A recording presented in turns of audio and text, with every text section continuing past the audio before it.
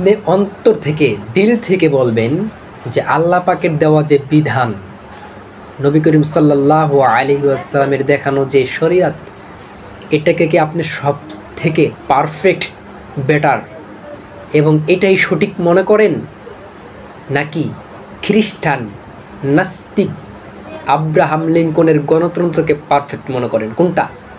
যদি বলেন যে না, নবী করিম সাল্লাল্লাহু আলাইহি ওয়াসাল্লামের দেখানো আদর্শ, আল্লাহ পাক রব্বুল আলামিনের দেওয়া ইসলামী বিধান, শরিয়া বিধানকে পারফেক্ট মনে করি, তাহলে আমি বলবো, তাহলে কেন গণতন্ত্রের জন্য দৌড়াদৌড়ি করতেছেন? কেন খ্রিস্টান, নাস্তিক, আব্রাহাম লিঙ্কন এর আদর্শকে বাস্তবায়ন করার জন্য লাফালাফি করতেছেন, কিন্তু শরিয়াতের জন্য আপনি কিছুই করতেছেন না?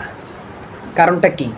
তার মানে আপনি জবানে বলেন যে শরিয়া আইন, আল্লাহ পাকের দেওয়া আইন বেস্ট, কিন্তু আপনার অন্তরে বলতেছে যে ওই খ্রিস্টান, নাস্তিক, আব্রাহাম লিঙ্কনের আদর্শ পারফেক্ট। আপনার মুখে একটা, অন্তর আর একটা। আপনি হলে ডাইরেক্ট মুনাফিক।